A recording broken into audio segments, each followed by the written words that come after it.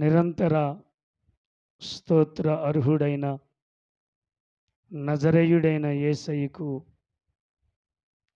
నిండు మనసుతో కృతజ్ఞత వందనాలు చెల్లిస్తూ ఈ ఆరాధనలో పాల్గొన్న ప్రియ శ్రోతలైన మీ ಎಲ್ಲರಿಗೂ క్రీస్తు యేసు పరిశుద్ధ శుభనామమున మీ అందరికీ వందనాలు చెల్లిస్తూ ఉన్నాను. ప్రియమైన దేవుని బిడ్డలారా, ఈరోజు కూడా ఒక మంచి 3 విషయాలు మీతో పంచుకోవాలని ఆశపడుతూ ఉన్నాను. దేవుని దగ్గర చేరిన మనం దేవుని దగ్గర మనము ఉండుట వలన దేవుని యొక్క ప్రాముఖ్యమైన గుణాలు మనలో లభ్యమవుతాయి. యేసయ్య ఒక మాట అన్నాడు, మంచి చెట్టు అయితే మంచి ఫలములు వస్తాయి, చెడ్డ చెట్టు అయితే చెడ్డ ఫలాలు వస్తాయి. మన దేవుడు మంచివాడు. మన దేవుడు ఆదర్శవంతుడు. మన దేవుడు మాదిరికరమైన వాడు. మనము ఆరాధించే యేసు సారము కలిగిన వాడు. మన యేసు మంచి చెట్టు అయితే ఆ మంచి చెట్టు యొక్క సారము ఆయన వ్రేలుగా లేక ఆయన కొమ్మలుగా ఉన్న మనకు మంచిని వస్తాయి. ప్రియమైన దేవుని బిడ్డలారా, ప్రియమైనటువంటి సంగమ, గమనించండి. చెట్టు మంచిదైతే ఫలాలు మంచివి అవుతాయి. ఒకవేళ చెట్టు చెడ్డదైతే ఫలాలు కూడా చెడ్డవవుతాయి. కాబట్టి ప్రియమైనటువంటి దేవుని బిడ్డలారా, యోహాను శుభవార్త 13వ అధ్యాయము 13వ వచనము నుండి 15వ వచనము వరకు మనము గమనిస్తే మనకు తెలిసిన పాఠమే. అనేక మార్లు మనం ధ్యానం చేసాం. యేసుక్రీస్తు వారు పాపుల చేతికి అప్పగింపబడినటువంటి రాత్రి ఆయన ప్రభురాత్రి భోజన సంస్కరణ ఏర్పాటు చేశారు. ఆ సమయములో ఆ 12 మంది శిష్యులను కూర్చునిబెట్టి ఆయన నడుమునకు తువ్వాలు కట్టుకొని ఆ 12 మంది శిష్యులు పాదములను కడుగుటకు ఇష్టపడ్డాడు. పేతురు గారు అన్నారు, అయ్యా, సర్వోన్నతుడవైన దేవుడవైన మీరు పాపులమైన మా పాదాలు కడగడం ఏంటయ్యా?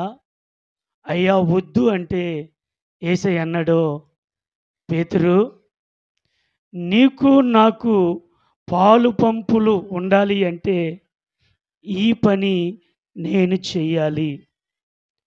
నేను చేసినట్లు మీరును కూడా ఒకరికి ఒకరు పాదములు కడగండి అని చెప్పాడు.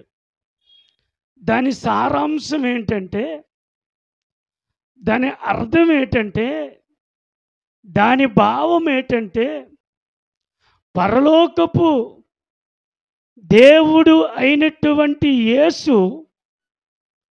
పాపులైన మనుషుల యొక్క చెడిపోయి, పడిపోయి, కుళ్ళిపోయి, కృషించిపోయి, నరకానికి దగ్గరగా ఉన్నటువంటి ఈ పాపిష్టుల పాదములు కడడానికి కారణము దేనికంటే, ఆయన ఒక పాఠమును నేర్పించటానికి ఇష్టపడ్డాడు. ఆయన గొప్ప ప్రధాన ఉపాధ్యాయుడు యేసుక్రీస్తు వారు. పిల్లల యొక్క భవిష్యత్తు, పిల్లల యొక్క జీవిత మనుగడ భూమి మీద నిలదొక్కడానికి అనేకమైన పాఠములు నేర్పినటువంటి గొప్ప ప్రధాన కాపరి యేసుక్రీస్తు వారు. ప్రియులారా, ఆయనలో ఉన్నటువంటి తగ్గింపు ఆయన బిడ్డలకు ప్రసరింప చెయ్యాలని ఆయన పాదములు కడిగాడు. ఆయన తగ్గింపు గల దేవుడు, ఉన్నతమైన దేవుడు. ఉత్తర సభా పర్వతం మీద సింహాసనాసుడైన దేవుడు, కెరేబులు శరేపుల చేత ఆరాధించబడిన దేవుడు, భూమిని, సూర్యుడును, చంద్రుడు, నక్షత్రములను, సముద్రములను, చెరువులను, జలరాశులను, సమస్తమైన వృక్షములను కలుగు చేసిన సృష్టికర్త అయిన అధిపతి, సర్వాధికారి. అటువంటి సర్వాధికారి అయిన దేవుడు పాపుల యొక్క పాదాలు కడగడానికి ఇష్టపడ్డాడు. ఎందుకంటే ఆయన దేవుడి కుమారుడై ఉండి దేవ స్వభావమును విడిచిపెట్టి తన్ను తాను తగ్గించుకొని రిక్తినిగా, దాసునిగా తన జీవితాన్ని సమర్పణ చేసిన వాడు ఆ ప్రభువారు. ప్రియులారా, ఆయనలో ఏమి కనబడుతుందంటే తగ్గింపు. ఆ తగ్గింపు ఆయన బిడ్డలలో ఉండాలి. ఆ తగ్గింపు పరిశుద్ధులలో లభ్యమవ్వాలి. కాబట్టి ప్రియమైనటువంటి దేవుని బిడ్డలారా, మన దేవుడు తగ్గింపు సారము కలిగిన వాడై ఆయన భూమి మీద నడిచాడు. ఆయన బిడ్డలైన మన జీవితంలో ఏముండాలంటే ఆయనకు కలిగిన సారము, ఆయనలో ఉన్న గుణము మనలో ఉండాలి. అప్పుడే నీలో నికరమైన దేవుని సారము ఉందో లేదో గమనించగలం. ప్రియమైన దేవుని బిడ్డలారా, మనము దేవుని దగ్గర ఉండుట, మనము దేవుని దగ్గరకు వచ్చుట, మనము దేవుని దగ్గర ఏమి నేర్చుకోవడానికి వచ్చామంటే ఆయనలో ఉన్న సుగుణములో మనలో ఉండాలని మనము దేవుని దగ్గరకు వచ్చాం. ఆయనలో ఉన్న మంచి లక్షణం ఏమిటంటే తగ్గింపు. ఆయన దేవుడై ఉండి మానవులను రక్షించుటకు పశువుల పాకలో పరుండు పెట్టబడ్డాడు. ఆయన ఎంత తగ్గింపు తెలుసా? పేడ, సూక్ష్మజీవులు, గడ్డి, ప్రియులారా, దోమలు, ఈగలు, పురుగులు ఒక ప్రక్క ఆ పశువుల వలన, ఆ రొచ్చు వలన చెడు వాసన, ఒక ప్రక్క ఆ పశువుల యొక్క ప్రిలరా పేడ వలన, ఆ దుర్గాంధము వలన కంపు. కానీ ఆయన పుట్టాలంటే రాజుల వంశములో పుట్టవచ్చు. కానీ నిన్ను నన్ను రక్షించాలంటే ఆయన పేదవాడిగా జన్మించటానికి తన్ను తాను తగ్గించుకున్నాడు.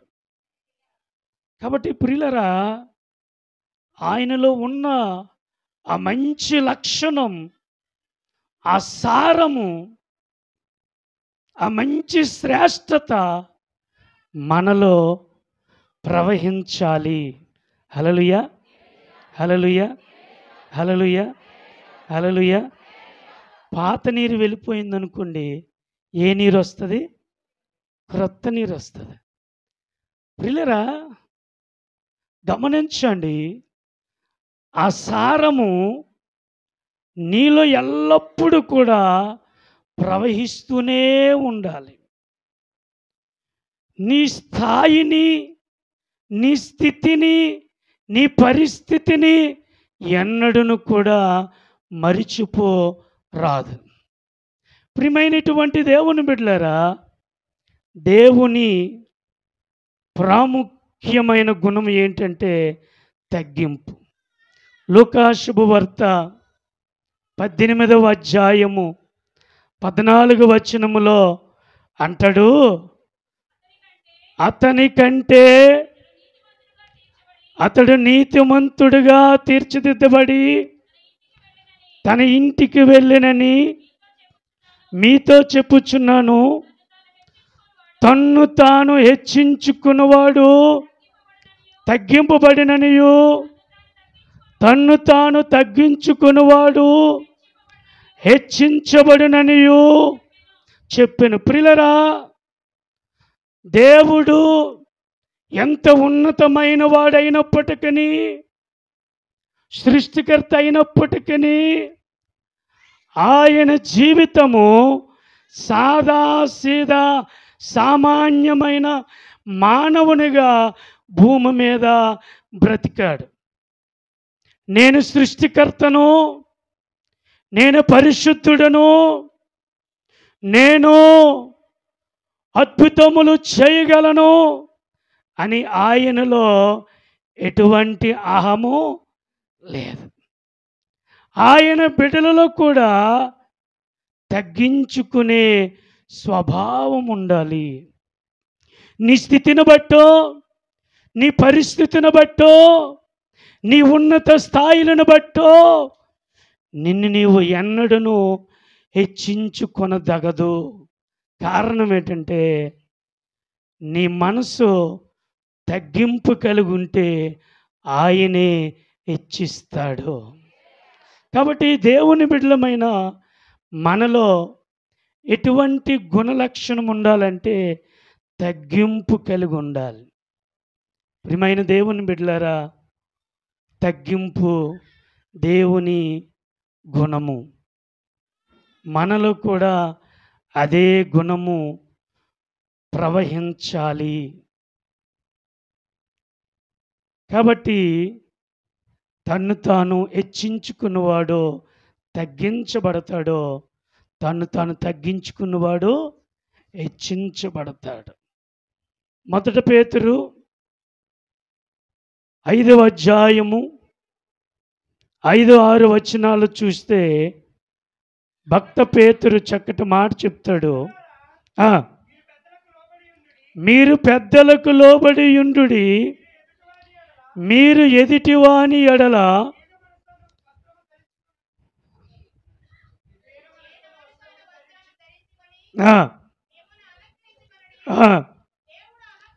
దేవుడు అహంకారులను ఎదిరించి దీనులకు కృప అనుగ్రహించును. దేవుడు తగిన సమయమందు మిమ్ముని హెచ్చించునట్లు ఆయన బలిష్టమైన చేతి క్రింద దీన మనసుకులై ఉండుడి. హల్లెలూయా. ప్రియులరా, దేనిని బట్టి కూడా మనము అహంకారము చూపకూడదు. మన కలిగిన దాన్ని బట్టి కానీ, మన జ్ఞానాన్ని బట్టి కానీ, మన డబ్బును బట్టి కానీ, మన బలాన్ని బట్టి కానీ, మన హోదాను బట్టి కానీ, మన సంపదను బట్టి కానీ, మన మాటకారుతనాన్ని బట్టి కానీ, మన రంగును బట్టి కానీ, మన వాహనాలను బట్టి కానీ, మన సిరి సంపదలను బట్టి కానీ మనము ఎన్నడనూ హెచ్చించుకోకూడదు. అహంకారము కలిగి ఉండకూడదు. నేటి పిల్లలు పెద్దవాళ్ళు వస్తే కనీసం వందనాలు చెప్పరు. నేటి తరం ఎలాగున్నారు? వందనాలు చెప్పరు. ఆడికి నిండా 5 సంవత్సరాలు ఉండవు. పెద్దలు చూస్తే ఇలాగ చూస్తాడు. ఏమండి, నిజమంటారు అబద్ధం అంటారు? పిల్లలు పెద్దలకు లోబడి ఉండుడి. మీరు అహంకారము కలిగి ఉండద్దు. ఈరోజు మనుషుల్లో తగ్గింపు ఏలుబడి చేయట్లేదు, కానీ అహంకారము ఏలుబడి చేస్తుంది. నాకేంటి, నేను గొప్ప తెలివైన వ్యక్తిని. 10 క్వశ్చన్లు అడిగితే ఒక క్వశ్చన్ కూడా చెప్పరు. దేనికి అహంకారం?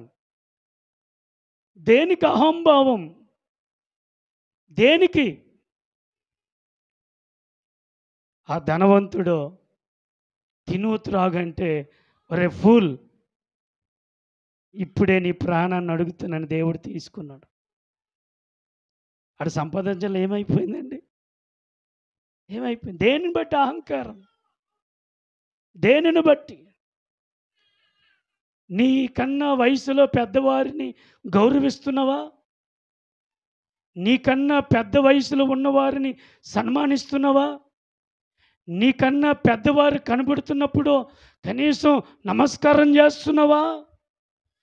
ఆలోచన చేయి. ప్రియమైన దేవుని బిడ్డలారా, యేసు ఆయన భూమి మీద ఉన్న దినాలలో ఆయన ప్రతి ఒక్కరికి లోబడి జీవించాడు. ఏమండి, ఆయన దేవుడు కాదా? ఆయనకి తెలీదా?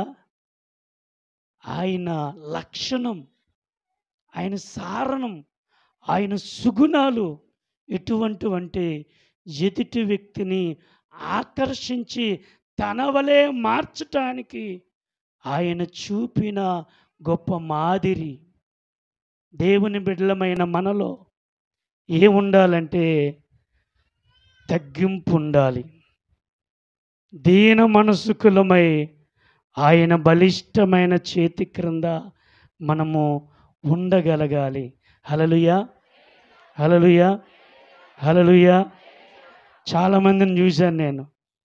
నా కళ్ళ ముందే పెట్టిరిగిపోయిన మనుషులను చూశాను. వాళ్ళు ఇప్పుడు లేరు. కారణం ఏంటి తెలుసా? అహం.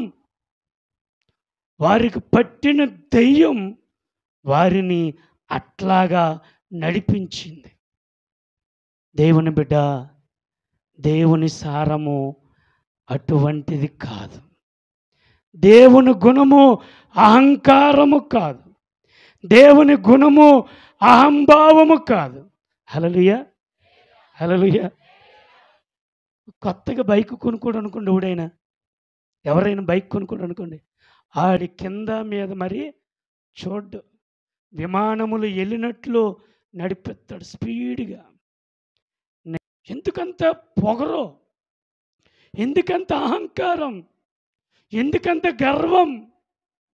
ఏడో వాడు ఏరోప్లేన్లో వెళ్ళినట్లు అంత అహం చూపిస్తున్నాడు. దేవుని బిడ్డ, దేవుడు మనల్ని ఆశీర్వదించడానికే ఆయన వచ్చాడు. కానీ మనలో ఏముండాలంటే, నువ్వు ఎంత ఎదిగినా నీలో తగ్గింపు ఉండాలి. ఈ రోజుల్లో మానవుల్లో అది కనిపించటం లేదండి. చాలా శోచనీయం, బాధ. దేవుని బిడ్డల్లో కూడా ఆ తగ్గింపు కనబడటం లేదండి.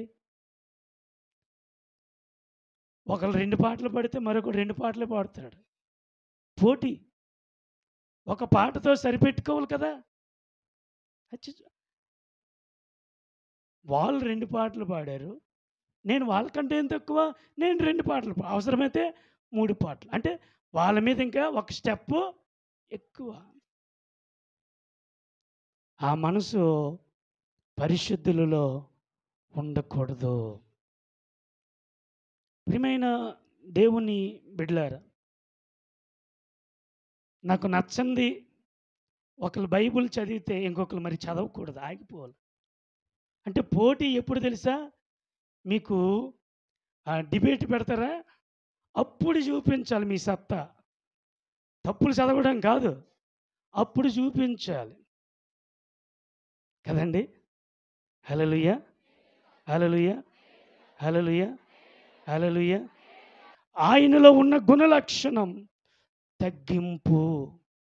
అందుకే ప్రియమైనటువంటి దేవుని బిడ్డలారా, మీరు గమనిస్తే, మీరు ఆలోచన చేస్తే, మరి మత్తయి శుభవార్త 15వ అధ్యాయము 21 నుండి 27 వచనాలు చూస్తే, యేసు ప్రభువారు ఆయన కానాను ప్రాంతము నుండి నడుస్తూ ఉండగా కనాను స్త్రీ వచ్చి, దావీదు కుమారుడా నన్ను కరుణించని కేకలు వేసి, యేసు ప్రభువారు పట్టించుకోకుండా, వినకుండా ముందుకు సాగిపోతూ ఉన్నాడు. మరలా బిగ్గరగా కేక వేసింది. ఆగాడు. అయ్యా, నా కుమార్తె చావు బ్రతుకుల్లో ఉందయ్యా, మీరు వస్తే నా బిడ్డ బాగుపోద్దని. యేసయ్య అన్నాడు, అమ్మా, నేను నశించిపోయిన ప్రజల యొద్దకు వచ్చాను కానీ నేను మీ దగ్గరికి రాలేదు. అమ్మా, దేవుని పిల్లల రొట్టు ముక్క కుక్కలకు వేయుట తగదు అన్నాడు. ఆమె ఏమన్నా తెలుసా? అయ్యా, నేను కుక్క లాంటి దానిని. అయ్యా, పిల్లలు బల్ల మీద రొట్టె తింటారు కదయ్యా, ఆ తినేటప్పుడు ఆ రొట్టె ముక్కలు నేల పడతాయి కదయ్యా, ఆ కుక్క ఆ రొట్టె ముక్కలను తింటది కదా. అయ్యా, నా బ్రతుకు కూడా కుక్క లాంటి దానినయ్యా. అయ్యా, దేహి అని ఆమె అడిగినప్పుడు యేసయ్య ఏమన్నాడు తెలుసా? ఆమె తగ్గింపును చూచి, అమ్మా, ఇశ్రాయేలీల్లో ఇంత విశ్వాసము నేను చూడలే. హల్లెలూయా! హల్లెలూయా! ప్రియులారా, దేవుడు తగ్గింపు కలిగిన సారము అన్యురాలైనటువంటి కనాను స్త్రీలోనికి ప్రవేశించింది. చూసారా? ఆమె ఏమన్నదంటే, నేను కుక్క లాంటి దాన్ని. హల్లెలూయా! పిల్లలు, ఇక్కడ యేసయ్య అన్నాడు, దేవుని పిల్లలు కుక్కలకు వేయటం తగదన్నాడు. ఏమన్నది? నేను కుక్క లాంటి దానిని. నాకు అవసరమయ్యా రొట్టె. ఆ రొట్టె ముక్క నాకు అవసరం. ఆ రొట్టెతోనే నా బిడ్డ ప్రాణము నిలబడుతుందయ్యా. యేసయ్య ఆమె తగ్గింపును చూచి, ఆమె విశ్వాసమును చూచి ఆమె బిడ్డను బాగుపరిచాడు. హల్లెలూయా! హల్లెలూయా! పిల్లరా, అంత మాత్రమే కాదు, అబ్రహాము, విశ్వాసులకు తండ్రి అయిన అబ్రహాము, ఆదికాండం 18వ అధ్యాయములో 3వ వచనములో మనం చూస్తే, తన ఇంటికి 3 వ్యక్తులు వచ్చినప్పుడు ఆయన తల వంచి వారికి నమస్కారము చేశాడు. అబ్రహాము ధనవంతుడే, విశ్వాసులకు తండ్రే, గొప్పవాడే, ఆయన అన్ని విషయములలో గొప్పవాడే. కానీ అతడి బీడు ఎవరిదో తెలుసా?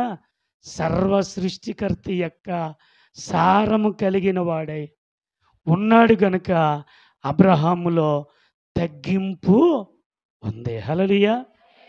తల వంచి ఆ 3 వ్యక్తులు, తండ్రి, కుమార, పరిశుద్ధాత్మలు, ఆ 3 వచ్చినప్పుడు వారికి ఆతిథ్యం ఇచ్చారు. అబ్రహాము తగ్గింపు.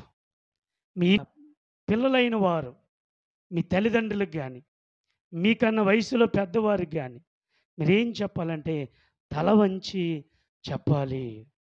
అది పరిశుద్ధులకున్న మంచి గుణం. అబ్రహాము లాంటి వాడే తగ్గించుకున్నాడు. పిల్లరా, మీరు ఈ సమూయేలు మొదటి గ్రంథం 3వ అధ్యాయంలో చూస్తే అక్కడ సమూయేలు దేవుడు పిలిచినప్పుడు తెలియక, దేవుడు పిలుస్తున్నాడు తెలియక ఏలీ దగ్గరికి వెళ్ళి, అయ్యా పిలిచారా? చూసారా, మనము దేవుని దగ్గర ఉంటే, దేవుని దగ్గరకు వస్తే, దేవుని మాటలు ఆలకిస్తే దేవుని సారము మనలోనికి వస్తుంది. ఆ దేవుని గుణము మనలాకి వచ్చి మనము దేవునిలాగా నడుచుకోవడానికి కృప చూపుతాడు దేవుడు. 2 సార్లు వెళ్తాడు. ఏలీకి అర్థమవుద్ది దేవుడు ఇతగాడితో మాట్లాడుతున్నాడని చెప్పి. అప్పుడు ఏలీ చెప్పాడు, నాన్న ఈసారి నీకు స్వరం వినబడితే నువ్వు మాట చెప్పు. ఏంటో తెలుసా? నీ దాసుడునైన నేను ఆలకించుచున్నాను. హల్లెలూయా. ఆ మాటలో ఎంత తగ్గింపు ఉందండి. దేవుని సన్నిధిలో పెరిగిన సమూయేలు, దేవుని వాక్యము తెలుసుకుంటున్న సమూయేలు, దేవుని మందసము దగ్గర పండుకుంటున్న సమూయేలు, దేవుని ప్రత్యక్షతను చూచినటువంటి సమూయేలు, దేవుని స్వరమును వినినటువంటి సమూయేలు, పెద్ద యాజకుడి దగ్గర నేర్చుకుంటున్న సమూయేలు ఎటువంటి గుణము కలిగి ఉన్నాడంటే తగ్గింపు కలిగి ఉన్నాడు. దేవుని బిడ్డలమైన మనలో పెద్దవారైనా, నడి వయసు కలిగిన వారైనా, యవనస్తులైనా, చిన్నపిల్లలైనా మనలో ఏముండాలంటే తగ్గింపు ఉండాలి. కాబట్టి ప్రియమైన దేవుని బిడ్డలారా, దేవుని గుణము ఎటువంటిదంటే తగ్గింపు. దావీదు అంటాడు, 86వ కీర్తన చదువుకుందాం, నేను దీనుడను దరిద్రుడను అన్నాడు. హల్లెలూయా. ఆయన ఎవరండి? ఒక రాజు. రాజు ఏమని సంబోధించుకుంటున్నాడు? అయ్యా నేను మీ దగ్గర దీనుడను దరిద్రుడను. పిల్లరా, తన హోదాను బట్టి అతడు హెచ్చించి కొనడానికి ఇష్టపడలా, తగ్గించుకున్నాడు. దేవుని బిడ్డలమైన మనలో మనం ఎంత గొప్పవారమైనా మనలో ఏముండాలంటే తగ్గింపు ఉండాలి. నాలో కానీ మీలో కానీ మనందరిలో మంచి గుణము తగ్గింపు. రెండవదిగా ఏముండాలంటే రెండవదిగా మన దేవుడు ఎటువంటి వాడంటే పరిశుద్ధత కలిగిన వాడు. మన దేవుడు ఎటువంటి వాడు? పరిశుద్ధత కలిగిన వాడు. కాబట్టి పరిశుద్ధత కలిగిన దేవుడు, ఆయన పరిశుద్ధత ఆయన బిడ్డలమైన మనలోనికి ఇవ్వడానికి ఆయన ఇష్టపడ్డాడు. ఆయనలో పరిశుద్ధత ఉంది. ఆయన లక్షణము పరిశుద్ధత. మనలో కూడా ఏముండాలి? పరిశుద్ధత ఉండాలి. ఎందుకు దేవుడు పిలిచాడు తెలుసా? దేనికోసం పిలిచాడు తెలుసా? ఏ గుణం ఇవ్వడానికి పిలిచాడు తెలుసా? 1 కొరింథీయులకు రాసిన పత్రిక 1వ అధ్యాయము 2-3 వచనాలు చదవండి ఒకసారి.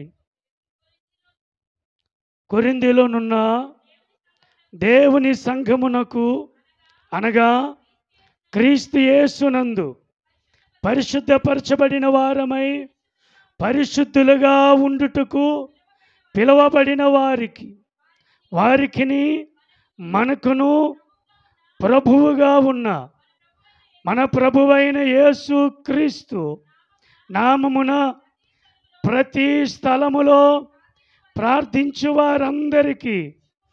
హల్లెలూయా. ఏంటో శుభము? ఎందుకు పిలిచాడు తెలుసా? మనల్ని పరిశుద్ధపరచటానికి. ఆయన పరిశుద్ధత మనలోనికి పంపించటానికి దేవుడు మనలను పిలిచాడు. ఆయనలో ఉన్న గుణము పరిశుద్ధత. ఆయన బిడ్డల్లో కూడా ఏముండాలి? పరిశుద్ధతే ఉండాలి. అపరిశుద్ధత, అశుద్ధము ఉండనే ఉండకూడదు. ప్రియమైనటువంటి దేవుని బిడ్డలారా, ప్రియమైనటువంటి సంగమా, అందుకంటాడు మొదట పేతురు మొదటి అధ్యాయము 14 నుంచి 16 వచనాలు చూచుకున్నట్లయితే, నేను పరిశుద్ధుడనై ఉన్న ప్రకారము మీరును పరిశుద్ధులై ఉండుడని వ్రాయబడి ఉన్న కాగా మీరు విధేయులకు పిల్లలై మీ పూర్వపు అజ్ఞాన దశలో మీకుండిన ఆశలను అనుసరించి ప్రవర్తింపక మిమ్మల్ని పిలిచిన వాడు పరిశుద్ధుడై ఉన్న ప్రకారము మీరును సమస్త ప్రవర్తన యందు ఆమేన్. ఎందుకు పిలిచాడండి? పూర్వము అజ్ఞాన దశలో ఉన్నాం. పూర్వము తెలియని వారముగా ఉన్నాం. పూర్వము పాపములో ఉన్నాం. పూర్వము దేవునికి దూరముగా ఉన్నాం.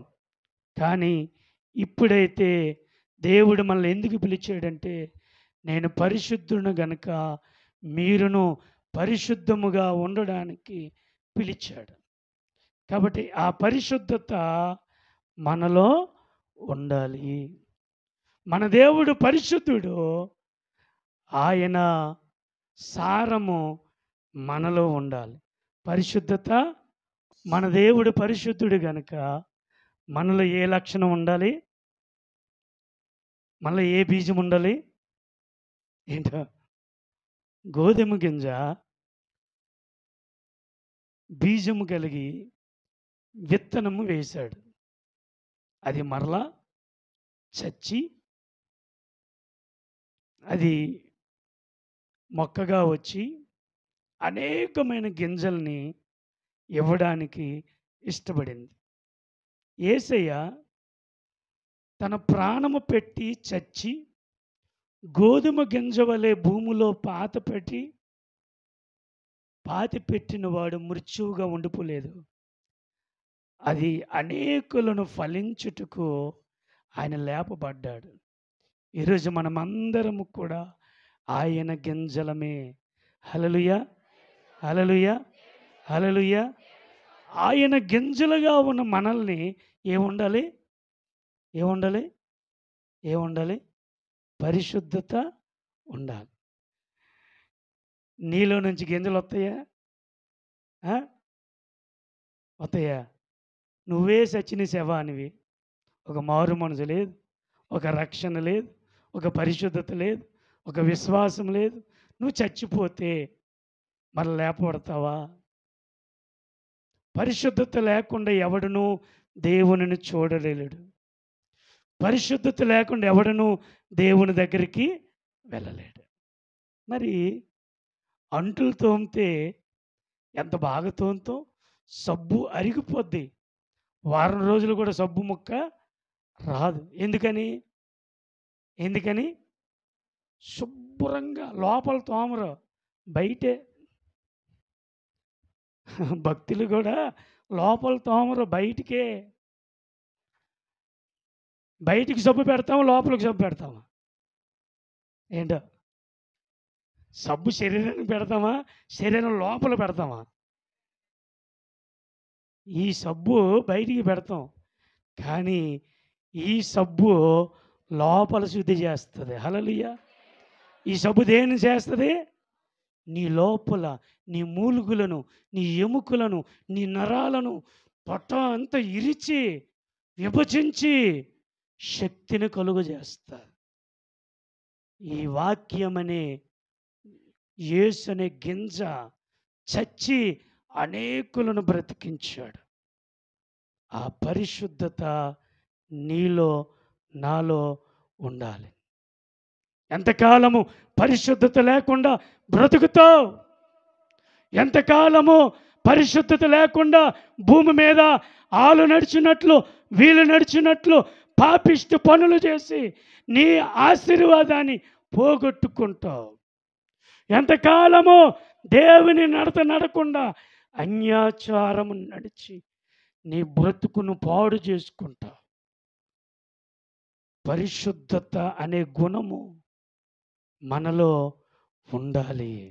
హల్లెలూయా, హల్లెలూయా. అందుకంటాడు కొరింథీయులకు రాసిన పత్రిక, మొదటి కొరింథీయులకు రాసిన పత్రిక 6వ అధ్యాయము 11వ వచనం చూడండి. మీలో కొందరు అట్టివారే ఉంటిరి గాని ప్రభువైన యేసుక్రీస్తు నామమును మన దేవుని ఆత్మయందును పరిశుద్ధపరచబడిన వారై, ఆమేన్, పరిశుద్ధతను బట్టి నీతిమంతులుగా తీర్చిదిద్దబడతాం. పిల్లరా, నువ్వు ఇక్కడ పరిశుద్ధముగా ఉండవచ్చు. నీ వారి దగ్గరికి వెళ్తావు, వాళ్ళకి రక్షణ ఉండదు, మారు మనసు ఉండదు, ఆచారాలు చేస్తారు. అక్కడ నువ్వు వెళ్ళిపోయావు అనుకో, నీలో పరిశుద్ధత ఉంటుందా? నీలో ఉన్న పరిశుద్ధత పోయి అపరిశుద్ధత వచ్చేది. ఆచారాలు దేవునికి ఇష్టము లేని పనులు. అలాగైతే నీ పరిశుద్ధత కోల్పోతావు. మా అక్కలో పెట్టింది, మా అక్క చచ్చిపోయింది నేను చిన్నప్పుడు. 4 అక్కలు 5 అక్కల దగ్గర, 4 అక్కల దగ్గర నేను లాస్ట్. నేను 5వ తరగతి చదువుతున్నా, మా అక్క చచ్చిపోయింది. నాకు తెలిసి వచ్చే వరకు మా అమ్మ మా అక్క అన్నం పెట్టేవారు పెట్టిలోన. ఎక్కడ పెట్టారు? టొంకు పెట్టిలో పెట్టారు. మనకు తెలియని వయసు. ఎందుకు పెడుతున్నారంటే అక్కొత్తది తింటుంది.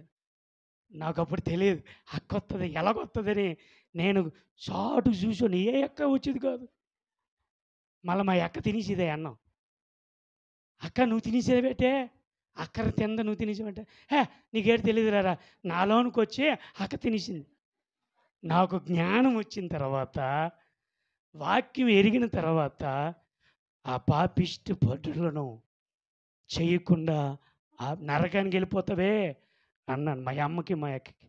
ఇప్పుడు చస్తే చేయరు. హల్లెలూయా, హల్లెలూయా. అప్పుడప్పుడు చేస్తామా? పున్నానికి అమావాస్యకి చచ్చిపోయినోళ్ళకి కొత్త బట్టలు. మా బావ అక్కడ ఉన్నాడు. ఆ లైకి ఉన్నప్పుడు గెంజిపోయినాయి. అది చచ్చిపోయిన రోజల్లా లుంగి తెల్ల పంచి, తెల్ల టవలు, తెల్ల కలినలిసి పెడతాడు, మూల పెడతాడట. ప్రార్థన చేస్తాడు. మళ్ళీ ఆడి గొప్పకి ప్రార్థన చేసి మూల పెట్టి వేసుకో. ఓరే నీ దొంగ బత్తి మండ, ఉన్నప్పుడు అయ్యకి అన్నం పెట్టలేదురా, ఇప్పుడు ఆడి పేరు చెప్పి నువ్వు కట్టేసి నాయుడులాగా తిరిగేస్తారా? ఆడెంత ఉంటాడు మళ్ళా. ఆచార భక్తులండి, దొంగ భక్తులు. యేసు ప్రభు వారి పేరు చెప్పి యేసు ప్రభు భక్తులమని చెప్పి పరిశుద్ధతను పోగొట్టుకున్న భక్తి మనము చేయరాదు. మన దేవుడు పరిశుద్ధుడు. మనలో ఏముండాలంటే పరిశుద్ధత ఉండాలి. చచ్చిపోయినప్పుడు సమాధుల దగ్గరికి స్వీట్లు పట్టుకెళ్తారు. అలాంటివి చేయరాదు. మన భక్తి పోద్ది, మన నీతి పోద్ది, మనలో ఉన్న పరిశుద్ధత అనే సారము పోద్ది. హల్లెలూయా, హల్లెలూయా. అలాంటి వారు ఇక్కడ ఉన్నారా? ఉండే చేతులు ఎత్తండి. మిమ్మల్ని ఏమీ అన్నాం. ఎవరెవరు చేశారో నాకు తెలుసు, మీరు చెప్పకపోయినా నాకు తెలుసు. పేర్లు చెప్పాలా? పాస్టర్ గారికి ఎలా తెలిసిపోతుంది? నేను అరటి పట్టు మీద అగరబత్తి ఉలికించి మరీ పెడతారు. అరటి పండు ఒలిసి అగరబత్తి ముట్టించి మరీ పెడతారు. అలాంటి చేయకండి, పరిశుద్ధత పోద్ది. మన దేవుడు పరిశుద్ధుడు. మనలో ఏం ఉండాలంటే పరిశుద్ధత ఉండాలి. కాబట్టి దేవుని గుణాలు మనలో ఉండాలి. తగ్గింపు ఉండాలి, పరిశుద్ధత ఉండాలి. ఎప్పుడైతే ఈ రెండు ఉంటాయో నీలో ఏముంటుంది తెలుసా? ఆనందం ఉంటుంది. ఏముంటుంది? ఆనందం ఉంటుంది. ఉంటుందా ఉండదా? ఫిలిప్పీలకు రాసిన పత్రిక 4 అధ్యాయం 4వ వచనం చెప్పి నేను ముగిస్తాను. చూడండి. ఎల్లప్పుడూ ప్రభువునందు ఆనందించుడి, మరలా చెప్పెదను ఆనందించుడి. హల్లెలూయా. ప్రియులారా, నువ్వు తగ్గింపు కలిగుంటే, నువ్వు పరిశుద్ధత కలిగుంటే, ప్రభువు నీకు ఇచ్చిన గొప్ప ఆశీర్వాదము, ఆయుష్ ఏంటంటే ఆనందము. హబక్కు గ్రంథము 3వ అధ్యాయము 18వ వచనము చూడండి. ప్రియులారా, పంట లేకపోయినా, పైరు లేకపోయినా, ఆవులు లేకపోయినా, ప్రియులారా, మరి గుర్రాలు లేకపోయినా, గొర్రెలు లేకపోయినా, ఆస్తి లేకపోయినా, అంతస్తు లేకపోయినా, హబక్కకు అంటాడు చూడండి, చదవండి. నేను యెహోవా యందు ఆనందించెదను. హల్లెలూయా. ప్రియులారా, ఏమీ లేకపోయినా ప్రభు వలన ఆనందము ఉంది. ఆ ఆనందము నీకు నాకు ప్రభువు అనుగ్రహిస్తున్నాడు. కాబట్టి ప్రియులారా, ఆయన బీజము, ఆయన లక్షణము, ఆయన గుణము మనలో ప్రసరిస్తే, ప్రవహిస్తే మనలో ఏం కలుగుతుందంటే ఆనందము. నాకు బండి లేదనే దుఃఖము ఉండదు, నాకు ఫ్రిడ్జ్ లేదనే దుఃఖము ఉండదు, నాకు ఏసీ లేదనే దుఃఖము ఉండదు, నాకు కారు లేదనే దుఃఖము ఉండదు. కొత్త కారు కొన్నావనుకో, గతకలు తీసుకెళ్ళావనుకో, అక్కడ రాడ్ ఇరిగిపోయిందనుకో, ఇప్పుడు నిన్నే కొన్నాను, ఎవడు ముఖం చూశానో ఇలాగొచ్చింది, ఏడుస్తారా లేదా? అదే ప్రభువులో ఉంటే ఏమి లేకపోయినా ఆనందమే. హల్లెలూయా. ప్రియులారా, ప్రభు మనకి ఆనందాన్ని ఇస్తాడు. కాబట్టి నువ్వు తగ్గింపు కలిగి ఉంటే, పరిశుద్ధత కలిగి ఉంటే నీలో ఆనందాన్ని దేవుడు అట్టి కృప దేవుడు మనకు దయచేయునుగాక. ప్రార్థన